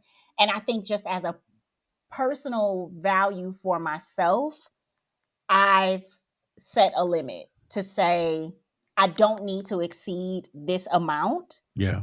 Because I don't want to begin, and this is not to say that other people are doing this. This is just to say I don't want to. I don't want to hoard. I don't want to hoard shit, and I don't want to take on this position that, oh, because I'm the top at this thing, I deserve XYZ. Yeah. I think I deserve my portion, and I'm good with that. That's fair enough. It's just that's some perspective. I don't fair. think we've had that perspective on the show before. I've heard like people that are against capitalism go at billionaires. Like I've seen them like saying like, "What's the point? Are there billionaires out there?" Because when you get to that point, and I don't know this to be true to all billionaires, but we know that some billionaires got there because they use super extremely cheap labor in certain countries where folks are barely getting a work day and they're barely getting paid the right salary, right wages. You stepped on a little person or a little business and you climbed your way to the top. You see that in Walmart all the time. Walmart did that successfully. Now you're seeing it with Amazon. Amazon's cutting out a lot of delivery companies and delivery businesses and things like that. And these guys almost is trying to go to the. I mean, I think some of them are in the double digit billions, if I'm not mistaken. So, and that's a lot of money. And of course, you can argue and say, well, that's not liquid. It's in their business and their assets and things like that. But still, to be considered a billionaire, some folks are like, that's a lot. That's a lot. And some people have come down on the black billionaires. So it's interesting to hear you say that. And my cap has always been 30 million. 30 million is it. Like 30 million would be enough to live. Because I'm thinking about legacy and family. So I'm thinking about generationally, I'll be able to take care of at least the next maybe 4 to 5, maybe possibly 6 generations of Thompsons where I can, y'all can live comfortable. Y'all can do whatever you really need to do and don't have to worry about it. And I can be, in my grave just chilling and y'all can be straight. I want to be compost to it. Side note, I want to be a tree, but that's just a side note. I want to be a tree in the back. So. No, same. I tried to have that conversation with my mother, and she was just like, "Such a stupid ass up." But I'm like, "No, no, I want to be composted. Yeah, that's what I want." And she wasn't trying to hear none of that shit. But I'm with you. I'm with you 1,000,000%. I just think that I think there's a such thing as too much, and I think for me that even that line of thinking has been a clear demarcation in how I set myself up for the rest of my company. Because up until that moment, it was all about being the best, being number one, building the biggest company, being that girl, making sure the world knew my name. And I think it was definitely a little bit more ego driven for me. Yeah. But now I'm like, you know what? I honestly love being able to go into the hood and go to the restaurants I want to go to, have the conversations I want to have, and leave, right? I like being Yeah. able to leave the house with sweatpants with a hole in it and people don't really know who I am. I live a very quiet life. Some of my friends are like, you don't kick it, but I kick it all the time. I just be ducked off and I be low key, and Mm-hmm. that's how I want to live. Yeah. And I want an amount of money that allows me to do that, Yeah. and still allows me to invest in Right. businesses and Yeah. things like that. That's a great point, because that's, we've always heard more money, more problems, but you don't quite get that till you start getting that more money. But you talk to these people, it's like, hey man, who was it that was, somebody was saying they wish they could just go in a restaurant. Was it Jay-Z or somebody? Somebody was saying like, I wish I could just like go in a restaurant and sit down and enjoy a meal, or no, I wish I could just get on a plane. I think we take for granted some of the Mhm. comforts and the Mm-hmm. conveniences we have by not being super famous and super wealthy. And it's not to say that we shouldn't have those high goals and have our own definitions of success. We should strive for whatever it is that we want. But I think it is important to consider the rain that comes with the rainbows. Is what I would say. Mm-hmm. It's this. There's a process. There's pros and cons to everything. So Mhm. Yeah. that's a very valid perspective. That I'm glad you shared. It needed to be shared on the platform. So thank you for Well, Mm-hmm. thank sharing that. you. Yeah, who Thank wouldn't you. want to just buy a ticket to Afrotech and then get a plane ticket to Afrotech and then a hotel to Afrotech? Who wouldn't just want to do that, you know? So anybody that's out there looking to sponsor somebody, maybe there's some guy on a podcast called Share the Vibes that's, hey, you never know, who wouldn't want to do that? Hey, I'm saying, hey, hey! If you're listening, if you're listening. you know, you just You got to got put too it out much there in the money. world. Yeah, You got too much money. We got some young black brothers who will listen. put it to good use. Yep, and you need Henny Dip anywhere. That's right. You might do. I Oh man. might do it for a fee. Like just fling it. All right, I'm done. Listen, you just need to buy the Henny dip, and then you need to Jesus, text me, because you could put that Henny dip on ice cream. mm, Now there's a black owned, top of a. there's a Milwaukee based black owned custard with Mm, liquor in it. okay. Really? I ain't hear It's about that one. called Creme de la Cour, Hmm. and it's owned by two friends. The black woman lives out in Boston, Massachusetts, but the white woman lives here in Milwaukee, and they manufacture the ice cream here in Milwaukee and in Boston. Their vanilla bean horchata Mm, is a fucking vibe. And Hmm. again, it's a custard. So Yeah. if you were to use it with a human, it doesn't melt as quickly. It is a sturdier ice cream. It will not mess up your sheets. That's all right. Or you could also eat it with cookies and the Henny dip on top as your Okay. caramel. Like, that's all I'm saying. yeah. No. Because I've done the research, Yeah. No. because Yeah. I'm a professional. Yeah. The research part of the human part or the. I'm telling you, logistically, it's a sturdier ice cream. Gotcha, okay. It will not melt as easily because it's a custard. Logistically. No, I got. I thought it was logistics, and I was like, I got Logistically. you. Oh man. Yep. Vibe talk. That's all right. That's all right. Logistically. Just wait. I'll be over there writing these titles down. Oh man, I love it. I love it. Oh man. You talked about something that I wanted to ask about, which will probably take us into our vibe talk segment before we wrap up. But artist eats. So something Mhm. that one of the pillars of the company even to this day. Tell us a little bit about your artist eats platform. What's that all about? Who's some of the artists who've been featured? What's in the pipeline for that? Yeah, so some of the artists that have been featured have been Sean Hinton.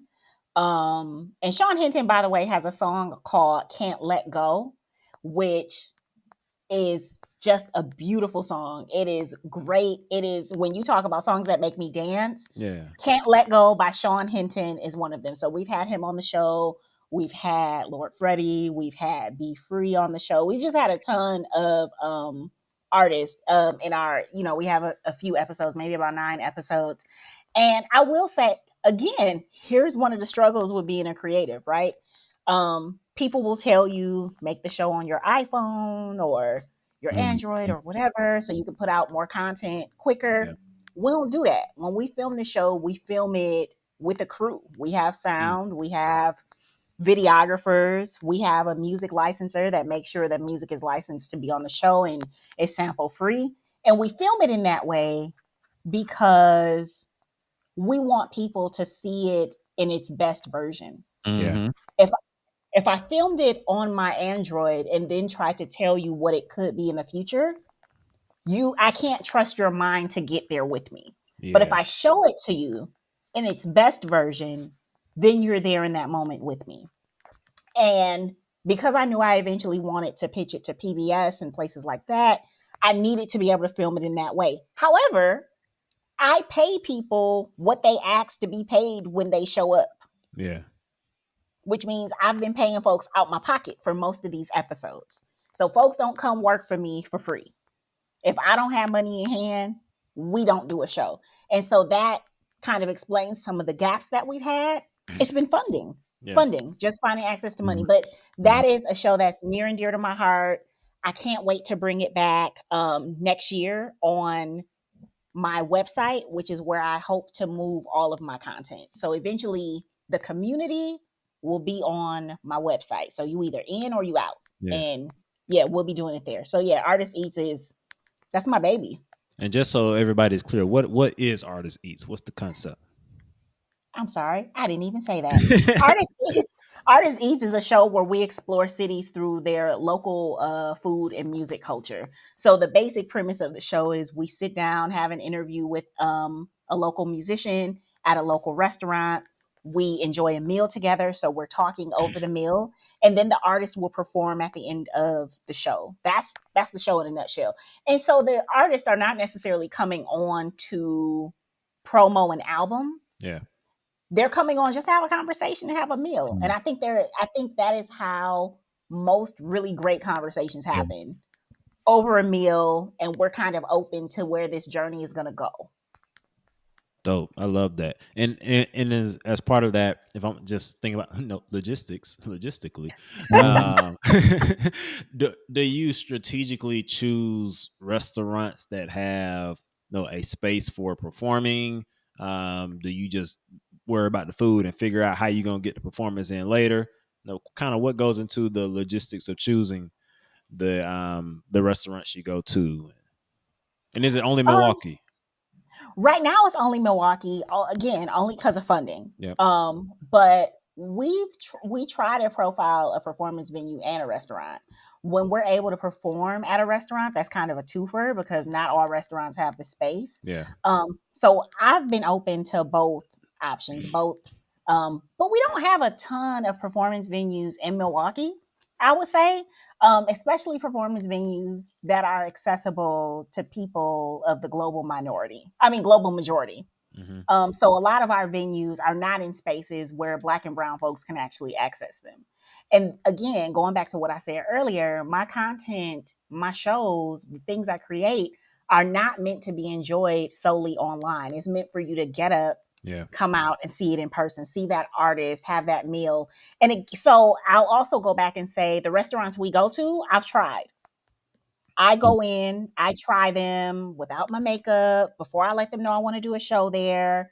I'll go order a bunch of stuff off the menu, come home, eat it. If I don't love it, because part of the joy of Artist Eats is when you see us do first bites, where you see us have this meal together and experience the joy of this first bite. Like the first bite is amazing. Yeah. Right. And I think women are sometimes afraid to eat on camera. I've certainly had that as well. But again, like as a plush puppy, like I didn't get this thick eating nasty food. So like I know where a snack or three is. You understand what I'm saying? So like or three. Like I know what it is. And so I also wanted to bring that onto the show where you do see me eating the meal and enjoying the meal and not being afraid to be like, this is really fucking good. Right. Yeah. Love it, man. I love it. Well, you know, we talked about the business, we talked about music, and we are music and technology here at Share the Vibe. So we got to get a vibe talk segment in here, and I think the artist eats was a great segue into this. And you mentioned Sean Hitton was on Artist Eats, and he has a song "Can't Let Go." I want to hear the song, so let's start that, Mwanje. Let's get into a little snippet of "Can't Let Go," Sean Hinton. I don't know. Let's talk about it afterwards. Hold on now.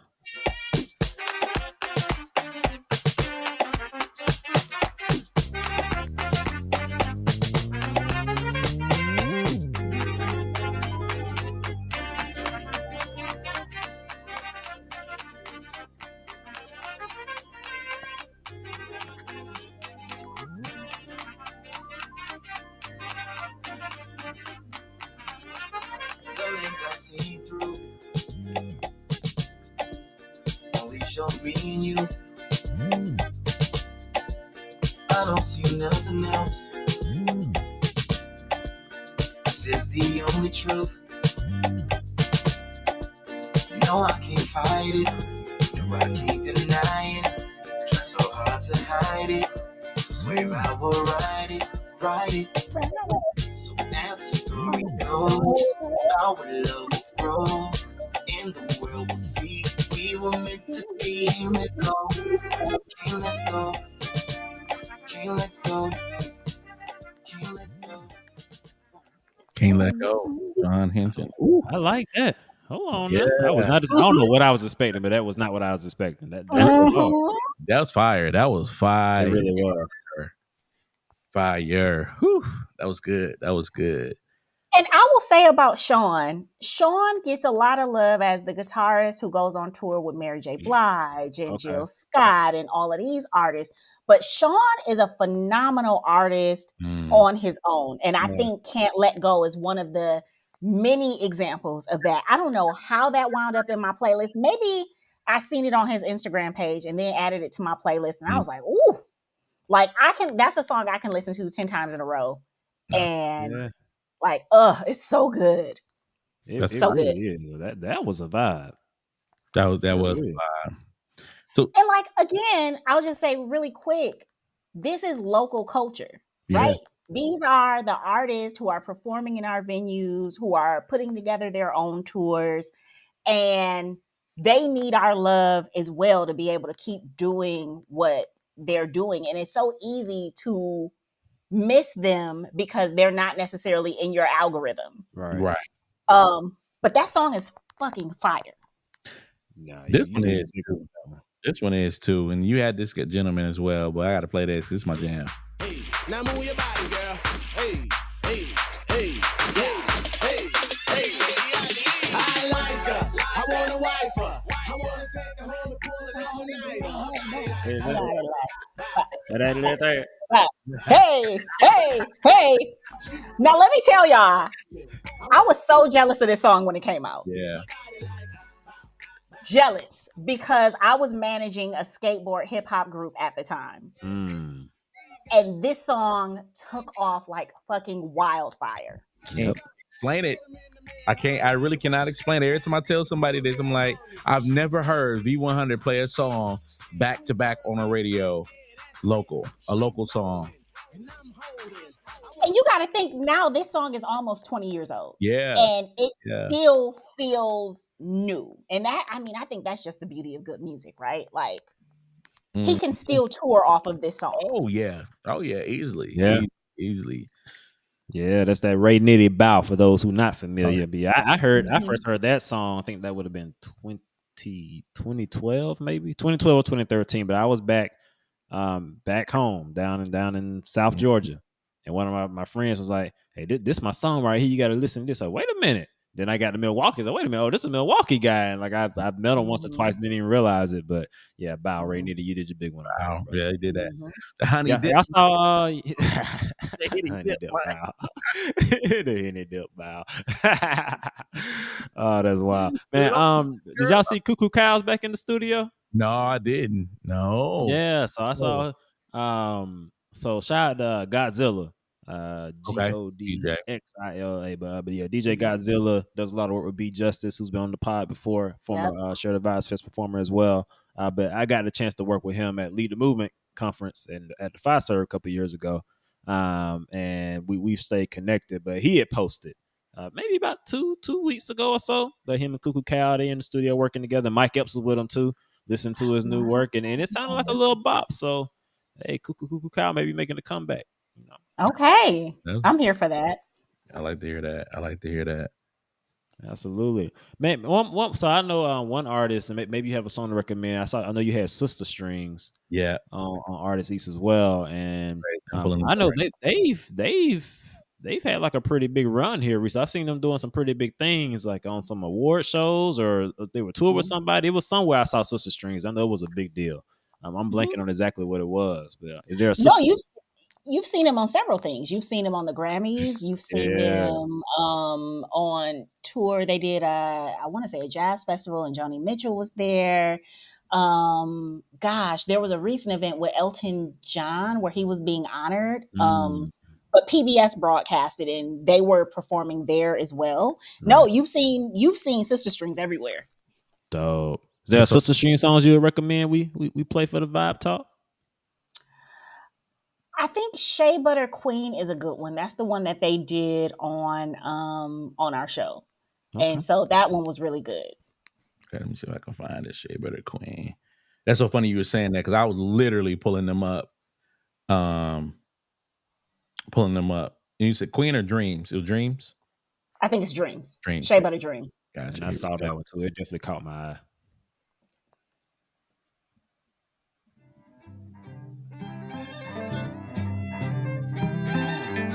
Sounds so regal.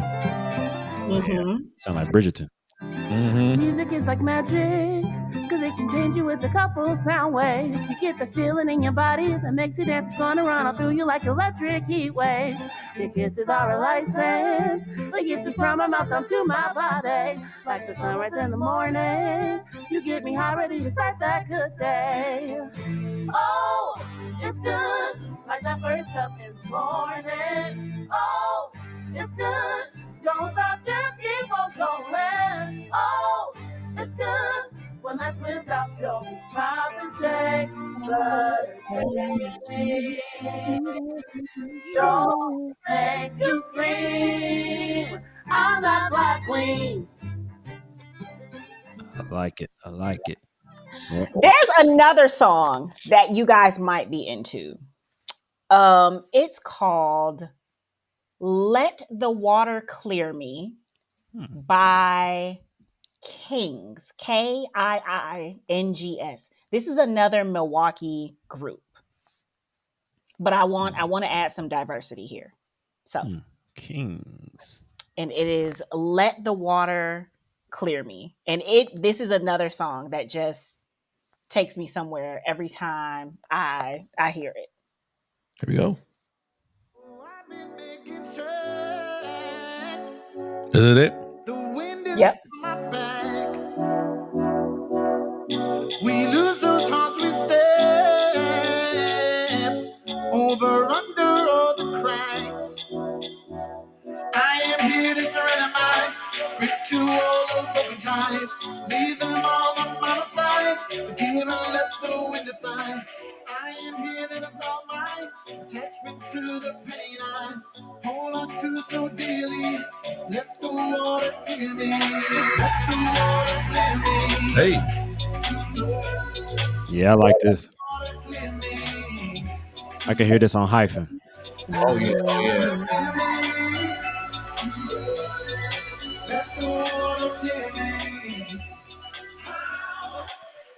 No, waiting for it.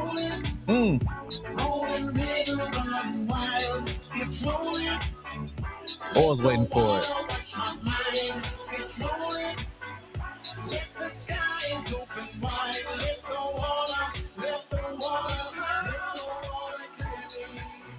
Oh, I would see them in person. Yeah, absolutely. I would see them. Now, here's the thing about Kings. One half of the duo is actually the man responsible for pretty much, I would say 99% of my video and photography work since 2016. Okay. So any headshots you've seen of mine, any episodes of Artists East, with the exception of like 2, he's been the lead videographer. He's been the lead photographer. But him and his homeboy are also musicians and producers. And that is one of their songs. And I can't wait to do, like, I have in my mind the next campaign that I want to do to use that song as a backdrop. So I'm just manifesting it into existence, but I love that song. I love. And are these black artists? No, that's why I said I was adding some diversity, because they're white. Okay. And Okay. I everybody was we wondering. Cause like they give me like that 80s feel. I think like Doobie Brothers and they even give me a little Phil Collins like In the Air Tonight. I kind of get that vibe from it. So that's kind of where my mind was going. I was like, are they black? It was like taking it to another level. They were black, creating that vibe like this, because we always like we hear those white guys and those white artists that do that vibe. We're like, man, they sound like one of us. But no, that was hard. I like that a lot, a whole lot. I thought Sam Smith was black for the longest when I heard Latch. I was like, oh, this is cold. And then I was like, oh, Sam Smith, who got a lot of beats. Not only white, but very British. British, and he got a lot of BET awards somehow. Childish Gambino talked about that. Oh, he was not happy about that. Not happy at all. Yes.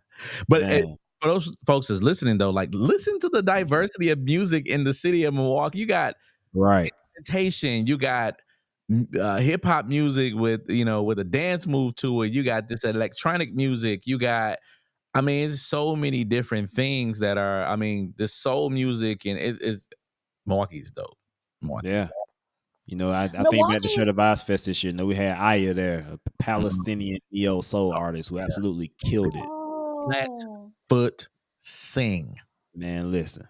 Wow. So much talent in the city. Yep. Listen, sing. That's it. They do nothing, no theatrics, no moving up and down, no jumping, no nothing. Just flat foot sing. Yep. Just turned the mic on. Mm-hmm. And it was on. And here's the thing. I'll say that, like, the space for success when you're an independent artist, like, you don't need Beyonce money to be successful when you're an independent artist. And what happens to communities when we turn inward and start supporting those artists? Like, people forget, like, during the pandemic, Beyonce wasn't leaving the house. J-Lo wasn't leaving the house. Bieber didn't come to Summerfest. It was our independent artists who rallied around the city. Groups like Sister Strings were doing a lot of virtual concerts. Groups like artists like Be Free, they were doing virtual fundraisers and virtual concerts because you couldn't go into venues. These are the people in the industries that kept cities all over the country alive until we were open for business again. And I don't think we should forget that. It was these local restaurants that we were going to eat, to do carry out. I remember downtown dining, that was like the first year where they did carry out during the pandemic because you couldn't go into the restaurant. And so, like, what we can do with our local culture just by supporting them with dollars, we can make a real impact. Absolutely. Oh yeah, sure. Absolutely. And that's what Share the Vibes, is one of the pillars of what we strive to be about. We want to promote emerging artists. We want to promote these black owned businesses and minority owned businesses, global majority owned businesses, whatever tag you want to put on it. But we want to support these small independent businesses, these emerging artists that are doing dope things, that have dope talent, dope products, that just need the exposure and the infrastructure. And we want to be a part of building that ecosystem to give them the support they need to keep doing what they're doing. So thank you for what you're doing. This has been great, man. We covered it all today. We covered it all today. So this has been excellent. Make sure y'all go get that Catera's List Holiday Guide. The link is in the description. So make sure you click that, download it. It's absolutely free. It costs you nothing to download that. Nothing. You download it, you don't like it, you can delete it. It didn't cost you a thing. So hey, it didn't cost you anything. No harm, no foul. So hey, download that holiday guide. Get some things to check out. Get some things for your family. Maybe get your mama a Henny dip or something. Don't get your mama a Henny dip. Because I don't know how your mama gonna use it. Don't give Yeah, your mama. I ain't getting my mama that. We Once have to have a little once talk. your mama's hit a certain age, they don't need no Henny dip. No, They don't. no. What they gonna do with it? Nothing. But she might appreciate Nothing. the Estelle color glass. She might like that. She might like that. So hey, man, so dope stuff in the guy for real, like straight up. So definitely check that out, man. So once again, how can everybody stay connected with you? Well, definitely LinkedIn at Kennita Hickman. You can also stay connected with me through Instagram at Catera Music or Artist Eats, and on my website. You can stay connected with me there as well. You can subscribe to the newsletter. We have not started it yet, but here is my promise to you, because I told you I hate newsletters. Yep. I'm only sending you shit when I got something to say. Mm. If you ain't got to worry about getting a monthly update. If I ain't got no new event coming up, if ain't no new episode of Artist Eats coming out, I ain't really got nothing to talk about. And I'm not gonna waste your time. Yeah. There it Yeah. is. Time is valuable. Time is Not to be valuable. wasted. Manage the logistics. Manage the logistics. Brother Thompson, any parting thoughts or words from you, good brother? I feel like I don't need to say nothing because I didn't this whole entire that chocolate company got me in trouble the whole entire show. So thanks for listening. If you got this far, we appreciate you. Make sure you buy something. Keep your chocolate to yourself. Keep your ice cream to yourself. Yeah, that's it. And wear some draws. Wear some draws. Wear some draws. Or not. Or not. Or not. See, this is how I get your draws, your choice. That needs to be on the t-shirt. Your draws, your draws, your choice. That might be your draws, your choice. Some people look like, what is this episode about? Your draws, your choice. Draws, hey, make sure y'all go out and vote. On a serious note, make sure you got to exercise your right to vote. This is a very important election season. A lot of things were on the ballot. Now, I was at a meeting last night, and somebody made us aware of a referendum in North Carolina, at least, that is apparently proposing to remove the right to vote from anyone who's not a natural-born citizen within the state, regardless of if you became a naturalized citizen. To my understanding, what he shared is that he would no longer be able to vote if that passes. So make sure you look at what's on that ballot. There's more than just a presidential race happening. So make sure you look at across the whole ballot. All those positions and those local ones are probably going to impact you a little bit more than the president, would be honest about it. So look at all of them. They're all important. I know down here there's like school board positions on there, superintendent. So that's direct impact on your kids. And there's like soil and water conservation, so things that you really use every day. It's on the ballot. So make sure you look at those ballots. Take some time, understand what they're all about. If you don't get it, ask somebody. I got political friends that I talk to kind of get me up to speed on things, because it ain't my strong suit all the time. So hey, there's no shame in that. Just get the help, get the information, seek out the knowledge. Let's be wise in this election season and do our part. Also, I will be DJing at the polls. So if you're in North Carolina, I'm guessing I'll be in the Charlotte area. I don't know exactly where yet, but on election day, I will be DJing at the polls somewhere. So if you're not here, you'll at least see it on my social media. But if you are here, I'll let you know where I'm gonna be, and they pop out. And I know it's a few people in the Milwaukee area that's doing that. I think DJ Day Hota, Nick Stokes, I think I saw him tapped in with the DJ Lolo. So no, we're bringing some different energy to the election cycle this year. So hey, man, we doing our thing. We're sharing the vibes everywhere at the polls and at the polls. So hey, shout out to y'all. Also, new mix just dropped. Jink the DJ, new mix just dropped. Check out my Mix Cloud. Shout out to the homie Jared Mincy. He had a birthday party recently.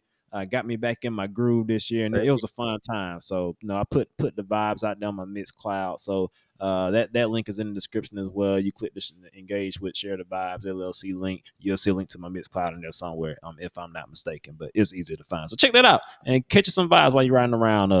Reading through that holiday guide. All hearts and minds are clear. Absolutely. Now under him who is able.